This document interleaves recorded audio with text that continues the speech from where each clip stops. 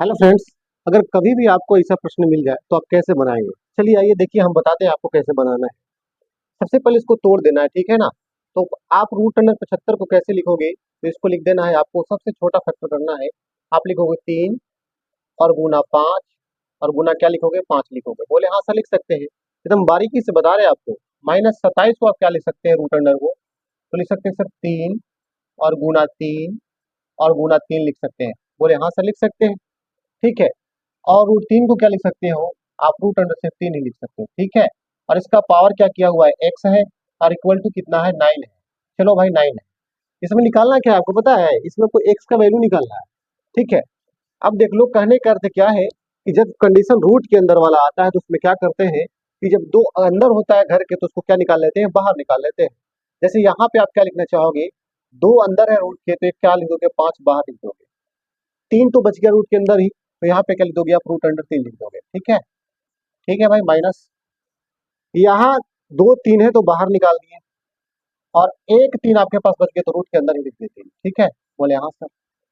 यहाँ आपके पास क्या है? रूट अंडर 3 है तो हम लिख दिए रूट अंडर 3। बोले बिल्कुल। इसका पावर एक्स है तो हम भी एक्स कर दिए, बराबर 9 है तो 9 को क्या लिख सकते हैं?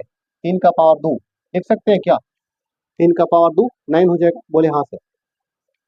अब देखिए, दोनों तरफ आपको बेस सेम करना है, 3 का पावर हिलाना है इधर भी, तो क्या करेंगे? ध्यान दीजिए, 5 का पावर क्या है? 5 और रूट अंडर क्या है? 3। देखिए, माइनस रूट अंडर 3 और रूट अंडर 3, अगर यहाँ कुछ नहीं है तो एक तो होगा ना? बोले हाँ सर। तो माइनस रूट अंडर 3 और -1 रूट अंडर 3 कितना हो जाएगा? तो बोले कि सर -4 रूट अंडर 3 हो जाएगा। बोले हाँ सर, बात सही है। और इसका पावर x और बराबर 3 का पावर 2। कोई दिक्कत? बोले नो सर।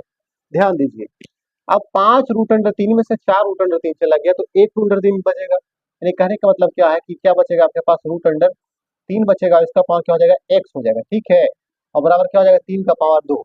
आप जानते हैं रूट की वैल्यू कितनी होती है? रूट की वैल्यू जब पावर में परिवर्तित होता है तो इसका मान होता है हाफ, यानी कि आधा। तो क्या लिखेंगे बताइए? यहाँ लिखेंगे 3 और 3 का पावर क्या लिखेंगे? आधा। और इसका पावर क्या है? x और बराबर क्या है? 3 का पावर 2। थोड़ा सा बात को समझिएगा। अभी इस तरह से लिखा हुआ है तो यहाँ देखिए कैसे लिख सकते हैं। इस पावर को पावर से क्या करेंगे? हम गुना करेंगे, है ना।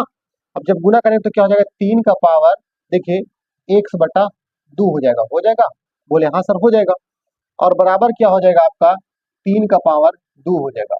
अब देखिए क्या हो गया, आपका बेस दोनों में क्या हो गया? सेम हो गया। और जब बेस सेम हो गया तो क्या करेंगे? पावर का कंपेरिजन करेंगे, यानी क्या लिखेंगे?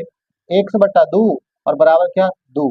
तो 2 से 2 हो जाएगा गुना, यानी x बराबर क्या आ जाएगा? तो 4 आएगा। यानी कि आपका x का मान ही पूछ रहा तो कितना आ गया? 4 आ गया, ठीक है। तो ऐसे निकाला जाता है इस तरह के मैथ का वैल्यू, ठीक है। उम्मीद करते हैं कि आप समझ गए होंगे, ठीक है। अगर वीडियो अच्छा लगा होगा ना तो लोगों के पास शेयर भी कर दीजिएगा भाई।